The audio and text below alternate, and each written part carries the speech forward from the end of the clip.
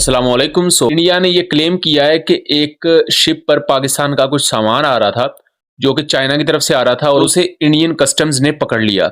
ये समुद्र के रास्ते चूंकि तजारत हो रही थी और इस पर काफी ज्यादा अभी इस वक्त शोर डला हुआ है पूरे सोशल मीडिया पर। इंडिया ये क्लेम कर रहा है कि जो पाकिस्तान का हमने शिप पर सामान पकड़ा है ये कोई बैलिस्टिक मिसाइल की टेक्नोलॉजी से रिलेटेड था और ये क्लियर कोई वॉयलेशन है पाकिस्तान और चाइना की तरफ से MTCR ट्रीटी की। लेकिन इसके पीछे रियलिटीज कुछ और है जिसको इंडिया इस वक्त नहीं बता रहा। और माशाल्लाह से इंडिया पाकिस्तान में लोग भी कुछ ऐसे हैं कि वो खुद भी चीजों को प्रोब नहीं करते।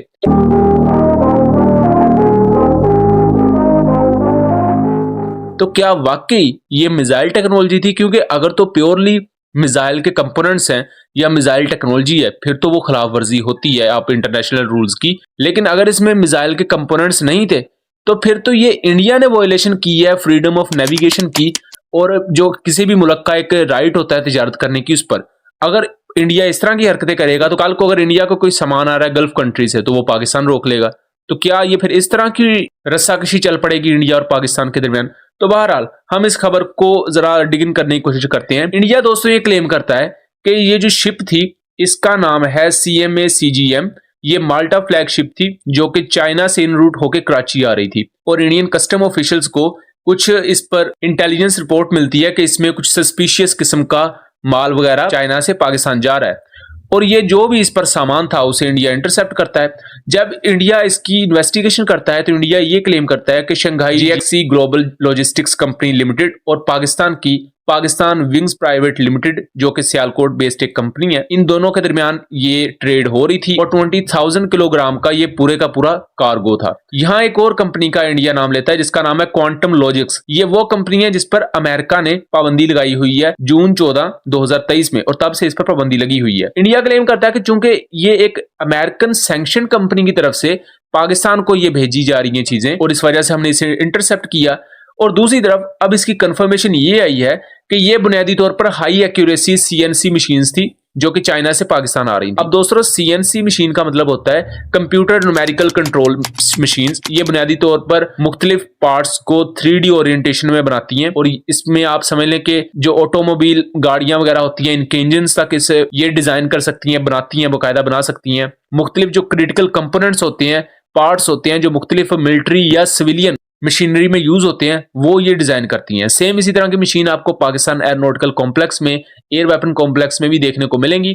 और इस पर पाकिस्तान डिस्कवर की तरफ से एक डॉक्यूमेंट्री रिलीज की गई थी जिसमें GF-17 थंडर के मुख्तलिफ पार्ट्स को CNC मशीन्स के थ्रू बनाया जा रहा था। उससे एक तो चीज क्लियर होगी कि जो इंडियन प्रोपेगेंडा कर रहे होते हैं कि पाकिस्तान इसके कंपोनेंट्स ही बना रहा ब्ला ब्ला ब्ला, वो एक प्रोपेगेंडा शैटर होता है। दूसरा ये कि पाकिस्तान इन मशीनरीज को ना सिर्फ सिविलियन मकासद के लिए यूज करता है बल्कि मिलिट्री मकासद के लिए भी यूज होती हैं और ये दुनिया के हर मुल्क में यूज होती हैं। ये कोई सरप्राइज चीज नहीं है। लेकिन यहाँ इंडिया के उस सबसे बड़े दावे का पोल भी खुलता है जो इंडिया इस चीज को इस तरह दिखा रहा है कि इसमें कोई मिसाइल कंपोनेंट्स थे। हाँ ठीक है, इसमें रॉकेट कंपोनेंट्स बनाए जा सकते हैं, ये इनको डिजाइन कर सकती है, लेकिन इसका मतलब ये नहीं है कि ये कोई मिसाइल कंपोनेंट्स है और उन्हें रोक लिया जाए। इंडिया ये क्लेम करता है कि MTCR ट्रीटी की वायलेशन है। MTCR यानी कि missile technology control regime treaty की वायलेशन तब होगी जब China directly missile components Pakistan को भेजेगा।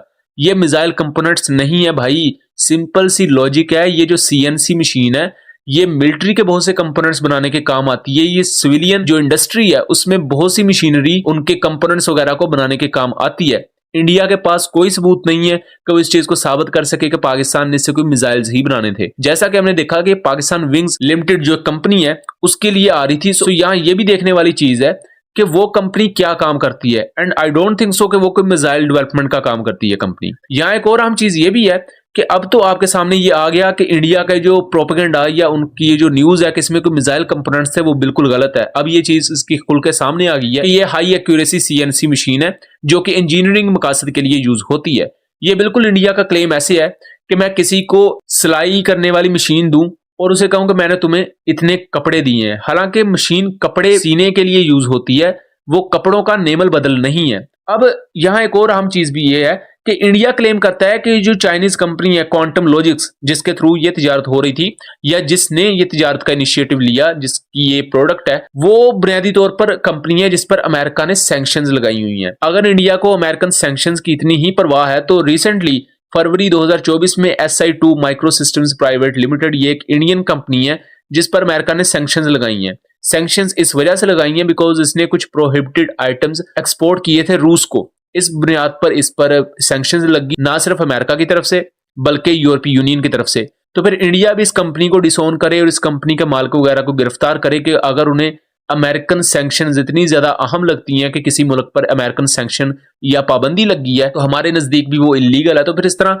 ये जो अपनी कंपनी है माइक्रो सिस्टम्स प्राइवेट लिमिटेड, इसको भी निकाल बाहर करें, इसके मालिक को पकड़ें, गिरफ्तार करें। यहां कहने की चीज ये है कि वो अमेरिका ने सैंक्शन लगाई है, अमेरिका को उस कंपनी से मसला है, पाकिस्तान को मसला नहीं है, इसलिए उसकी तिजारत का असर पड़ेगा अमेरिका के साथ या अमेरिका के जो बहुत ही ज्यादा कोर इत्तेहादी कंट्रीज है। पाकिस्तान ने कोई इस पर सैंक्शन नहीं लगाई कंपनी पर, पाकिस्तान को उस कंपनी से मसला नहीं है, तो पाकिस्तान तिजारत कर रहा है। ये इतनी सी बेसिक चीजें थी, जो मैंने समझा आप लोगों से शेयर करनी चाहिए। उम्मीद करता हूं चीजें क्लियर रही होंगी। वीडियो पसंद आई हो तो इसे ज्यादा से ज्यादा शेयर कीजिएगा ताकि इस आगाही को हम आगे फैला सकें। चैनल को सब्सक्राइब कीजिएगा। मिलेंगे अगली वीडियो में, तब तक के लिए अल्लाह हाफिज।